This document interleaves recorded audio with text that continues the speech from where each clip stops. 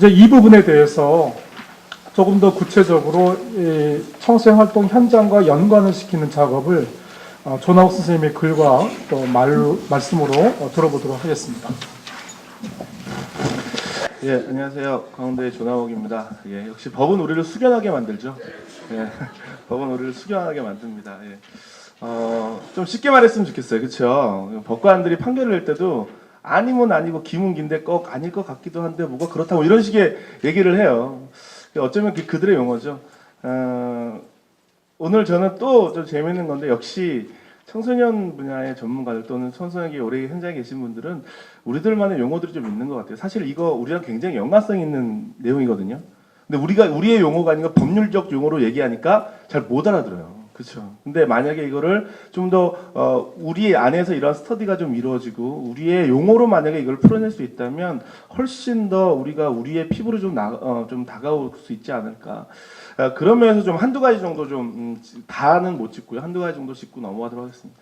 이 글을 처음 부탁을 받고요. 강제적으로 부탁을 받고요.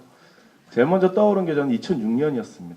2006년 혹시 기억하시죠? 여성부 이간에 대한 논쟁이 굉장히 뜨거웠고요. 그때도 네트워크 있었습니다. 그때는 좀 기관들 차원에서 많이 모였고요. 7년 전이거든요. 2006년이면. 그때 제 기억으로도 여기 계신 분들 중에 거의 실무자 처음 시작하시면서 이관반대라는 네 글자 들고 단상을 점거했던 분들이 계신 것 같아요.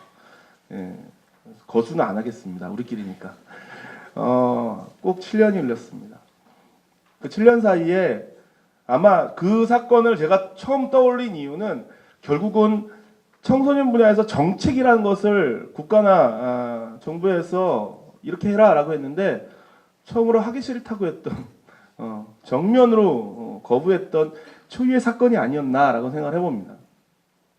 그러면서 7년 뒤에 오늘날하고 연결시켜 봤더니 지금 우리가 지금 혹시 또다시 거부하고 있는 건 아닌가라는 약간의 우려도 생겼습니다. 왜냐하면 2006년에 9월 달에는 거부하고요. 그 이후에 보건복지부로 그 다음에 또 다시 여성가족부로 넘어갈 때는 참으로 조용하게 잘 넘어갔습니다. 세탁을 잘한 거죠, 정부가.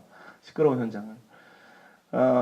아마 어쩌면 우리가 그 당시에 이관반대 여성부로 가는 게 죽어도 싫어서가 아니라 사실은 그 논의 절차에 현장에 빠졌다는 그것을 굉장히 아마 주요 쟁점으로 주장했던 걸로 기억합니다. 지금도 사실은 그게 사실 저희한테 굉장히 화나는 부분이거든요.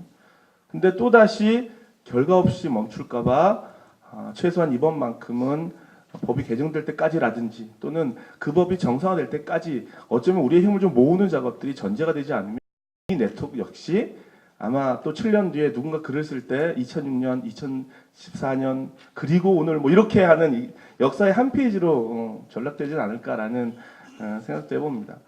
굉장히 중요한 자리고요. 어쩌면 이 자리는 상당히 우리가 새로운 생각으로 우리의 패러다임을 바꿀 수 있는 중요한 자리라고 생각을 합니다. 성서 수련활동 저는 다른 것보다 우선 수련활동에 대한 신고제거든요. 그러니까 수련활동이 뭐냐에 대해서 사실은 가장 큰 쟁점이 있어요. 수련활동 아니라 그러면 다 비껴갑니다. 제가 지금 신고하려는 활동이 문화활동인데요. 그럼 이제 문화활동이니까 대상이 안 됩니다. 수련활동만 신고 대상입니다. 근데 수련활동이 어디까지나가 굉장히 중요한 논점입니다. 여기서는 그것만 해결되면 나머지는 사실은 다 피해갑니다. 근데 우리가 지금 수련활동을 하려고 하니까 머리가 아파지는 거죠. 정치에서는요. 정치를 대부분 이야기할 때 프레임 싸움이라고 합니다. 프레임 싸움. 그러니까는 프레임을 어떻게 짜느냐에 같은 주제를 가지고도 경제 민주화라는 걸 가지고도 새누리당이 프레임을 짜고 민주당이 프레임을 짜는데 그 프레임 안에서 누가 그 프레임을 주도하느냐, 자기 프레임의 상대를 끌어넣느냐에 따라서 정치는 거의 이제 결판 난다고 합니다. 프로그램을 짠다고 하고요. 프로그램에 걸려 들어갔다라고 이렇게 표현을 합니다. 보통 이제 정치 시사 프로를 보면. 우리 사회에서는요, 청소년 육성 제도라는 걸 91년도에 만들면서 육성 프레임을 짭니다. 그 육성 프레임의 핵심은 기존의 교육 제도의 반기를 들면서 차별화를 시도를 하면서 결국은 우리만의 고유 영역을 찾는 것을 핵심 프레임을 짭니다. 그리고 우리가 주장했던 게 뭐냐면 수련활동이라는 거였습니다. 수련활동 프레임을 짠 거죠. 그리고 학교에서 하는 수많은 활동들이나 아니면 지역에서 하는 모든 활동들은 지도자도 없고 전문 터전도 아니고 그 다음에 프로그램 역시 수련거리 역시 명확하지 않으니 이런 것들을 국가가 개발해서 제대로 제공하면 대한민국 청소년가 훨씬 더 행복해질 거다. 지금 학교 봐라. 문제 있지 않냐. 이렇게 철성의 프레임을 짜고 들어갔습니다. 1.5 성공했습니다. 왜냐하면 수련관들, 여러분 군마국에 수련관들 많이 생겼고요. 수련 시설도 많이 생겼고요. 청소년 지도사 지금 몇만 양성됐고요. 예, 잘 짰습니다. 근데 문제는 뭐냐면 지금도 여전히 그 프레임 속에서 우리가 갇혀 있다는 거죠. 그 당시 우리가 뭐라 그랬어요? 학교가 잘못됐으니 청소년 육성 정책이 필요하고 수련활동 잘하면 애들이 도덕적으로 균형 있는 인간이 될 거다라고 얘기했죠. 지금 탈학교 애들이 어마어마한데요.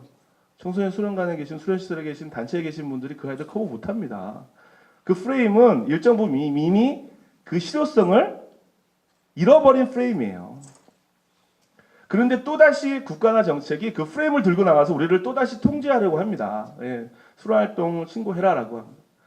그럼 우리는 어떤 생각을 해야 되냐면 좀 더 진보적인 생각을 하면 나 수련활동 안 해라고 하면 되는 거예요. 사실은.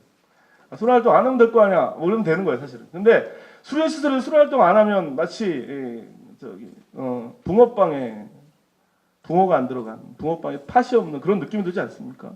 그러니까 우리는 그 프레임에 갇혀 있는 거예요. 일정 부분에. 일정 갇혀 있는 겁니다. 실제로 육성제도와 수련활동을 주장했던 조윤선 교수의 글을 몇 가지를 이렇게 추추 보다 보니까 거기에 그렇게 써 있어요. 제가 작은 글씨를 해놓은 걸 보면 국가 또는 지방단체자 공익적 목적 또는 공공적 물건을 맞춰 의무적으로 지원하는 정책을 다 포함한다고 돼 있어요. 그때 프레임은요. 모든 활동입니다. 청소 수련활동 이코르 모든 활동. 그래서 수련활동을 한다 그러면 대부분 수련관이나 청소년 지도사 가는 거 다 수련활동이었어요. 그 후에 2005년에 법이 개정되면서 활동지도법이 생기고 수련활동이라는 것이 인증제라는 논쟁이 있을 때 약간의 논쟁이 있었지만 그 후에 역시 수련활동 인증 역시 모든 활동의 대상이 됩니다. 그래서 수련활동을 정의하거나 좀 더 우리가 내부적으로 합의할 수 있는 기회를 또 한번 잃어버렸죠. 그리고 다시 신고제가 등장을 했습니다. 우리가 가장 두려운 건 뭐예요? 얼마나 신고하면 돼? 이거에 대한 답이 없다는 겁니다. 근데 우리 내재적으로는요. 우리가 하고 있는 거 수련활동이라고 믿고 있어요. 그런데 그 당시에 글을 보면 그 논문의 서문에 이렇게 돼 있습니다. 수련활동이라는 게 있는데 개념이 있는데 조영수 교수가 쓴 글이에요. 개념이 있는데 그 개념을 실제적으로 대한민국 사회에서 실현할 수 있을까라고 의문을 던집니다. 개념은 이때 실제가 없는 활동이 수련활동이라는 거예요. 근데 우리는 그걸 지금 신고하려고 하는 겁니다. 굉장히 웃긴 프레임이죠. 지금 우리가 가장 해야 될 건 어쩌면 수련활동의 프레임을 깨는 작업입니다. 수련활동이 뭔데? 라고 정확히 우리 자신들한테 물어봐야 되고요. 실제로 공무원이 수련활동을 신고하라고 했을 때 수련활동이 여기까지입니다라고 우리가 나름의 조작적 정의와 사회적 합의를 이끌어내는 것 어쩌면 가장 중요한 기로에 서 있다고 보고요. 우리가 하는 활동들이 법적으로 구분되어 있다면 구분되게 제대로 하든가 아니면 수련활동이라는 내용 자체를 실체를 만들어내든가 이 두 가지의 답을 주지 않으면 우리는 역시 그저 제도의 하나의 그냥 틀에 갇혀서 내용을 하고 있는 수준에 머물 수밖에 없다라는 것이죠. 또 한 가지 뭐 이런 수련활동의 개념에 대한 이야기고 또 한 가지는 그럼 왜 현장에 대한 목소리가 왜 반영이 안 되냐. 2006년도 그렇고 2014년도 그렇고 저는 좀 더 다르게 생각해 봤어요. 누구한테 물어봐야 될지 모를 거라고 생각을 했어요. 여러분 여기 중에 전화 받으신 분 계세요? 수련활동 법 만드는데 우리가 어떻게 해야 됩니까? 라고.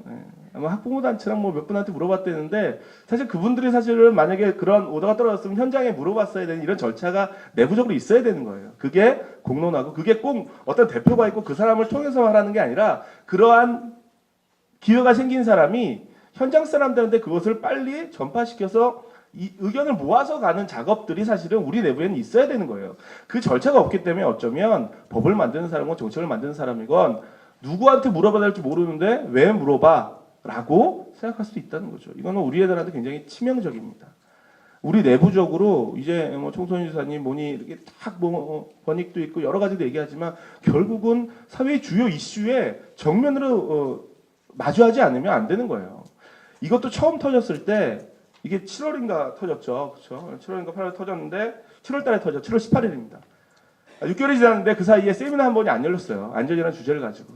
현장에서 이거 갖고요. 크게 안 떠들었습니다. 이유가 뭘까요? 아까 교수님도 얘기했지만 우리의 주요 전략 중에 하나는 비껴가기입니다. 비껴가기.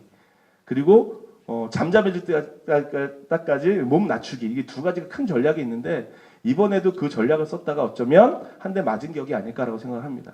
차라리 우리가 아이들의 안전이 이렇게 위기가 생겼으니 우리가 이렇게 단박했습니다라고 우리가 먼저 떠들고 우리가 먼저 그거에 대해서 대안을 제시했다면 어쩌면 이렇게 우리를 옥죄는 형태의 신고제는 나오지 않았을 것 같아요. 결국은 우리 내부에 소통의 구조가 없다는 것은 아주 치명적인 겁니다. 그러니까 100번 양보해서 그러면 신고제를 한다라고 했을 때 그럼 우리는 전략적으로 가져가야 될 게 뭘까요?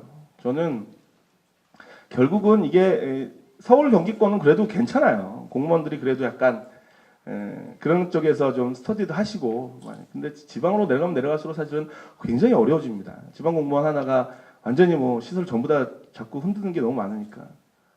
결국 그 공무원의 와의 현장의 그러한 에너지 소모가 어마어마할 거라는 거예요. 행정적인 것서부터 그 비유 맞추는 것서부터 해서. 어쩌면 그게 가장 큰 위기 중에 하나일 수도 있습니다.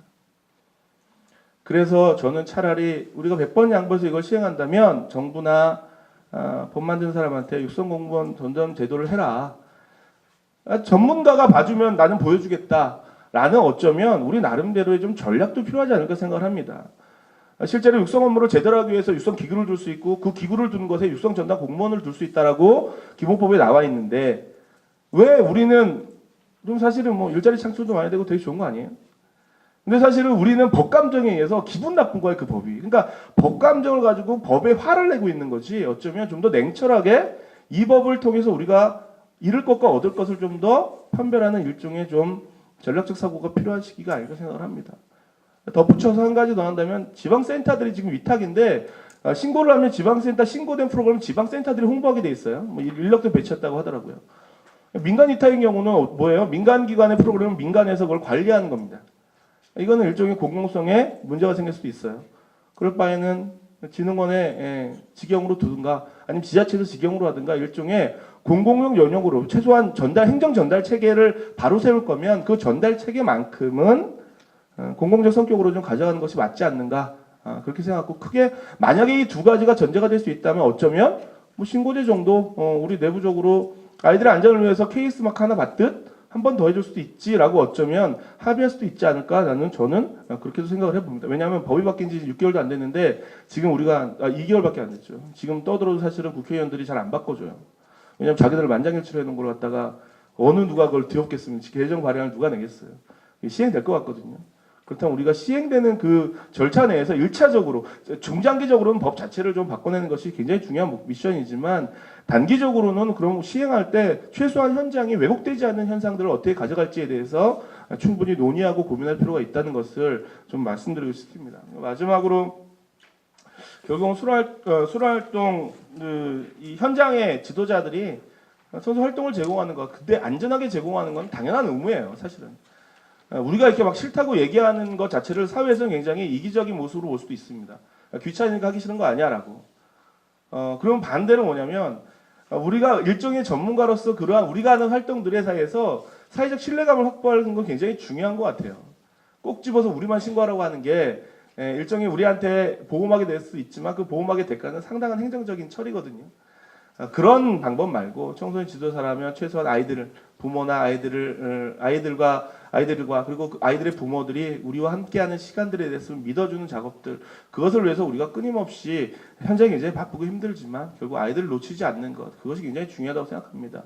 결국 이 논의 자리 자체도 결국은 청소년 지도사들이 현장을 생각하면서 나와 있지만 자신의 업무나 자신의 영역도 굉장히 많이 생각을 하거든요. 좀 더 큰 틀이 필요할 것 같습니다. 그래야지 공론화 과정도 생기고 우리의 목소리도 모아질 수 있는데요. 저는 이 네트워크나 이 지능법 개정 과정들을 통해서 우리가 좀 더 큰 목소리를 갖는 것, 큰 틀을 갖는 것, 이것을 조금 더 그리고 프레임을 깨고 나오는 것 이런 것들을 좀 더 고민하는 시간이 됐으면 좋겠다고 생각을 합니다. 예, 감사합니다. 시간을 대략해 주셨습니다. 조남욱 선생님은 청소년 수련활동의 개념과 의미로부터 원천적인 문제가 비롯되어져 있다라고 그 프레임에 대해서 빗대어서 말씀을 주셨고요. 청소년 현장이 주도적이지 못했다. 특히 법령 개정과 관련되어져서 의견 수렴을 하지 못한 정부 부처의 문제도 있었고 그것을 주도적으로 끌지 못한 우리의 책임도 자유롭지 못하다. 책임이 있다는 말씀하셨고 집행 과정에서 공무원이 갖고 있는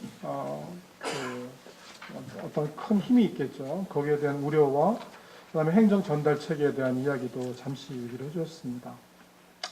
청소년 수령 활동의 개념과 의미를 짚어주시는데 제가 생각이 좀 났었어요.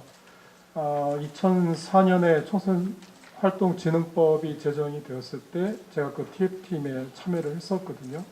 그때 법을 제정할 때와 이번에 개정 청소년 활동 진흥법에 가장 큰 차이가 있습니다. 그때 당시에는 어떤 사회적인 이슈화가 벌어지지 않은 상황에서 우리 내부에서 청소년 기본법만 갖고는 청소년 활동 현장을 진작시킬 수가 없다라는 내부적 의견들이 모아졌고, 그로 인해서 시설과 단체 그리고 지도자들에게 의견 수렴을 해서 어쨌든 청소년 활동 진흥법을 개정을 해서 2005년도에 법이 시료됩니다.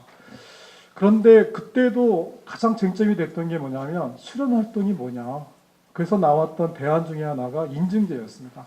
인증을 한 활동만 수련 활동으로 하자. 그래서 이제 인증제가 그때 나왔고 인증 수련 활동이라는 개념으로 이렇게 치환이 됐는데, 다시 이번에 법 개정을 보니까 모든 활동이 수련 활동으로 되고, 그런 수련 활동은 사전 신고의 대상이 되는, 그러니까 2004년도 청소년 활동 진흥법 이전의 상황으로 다시 되돌아가는 느낌이 좀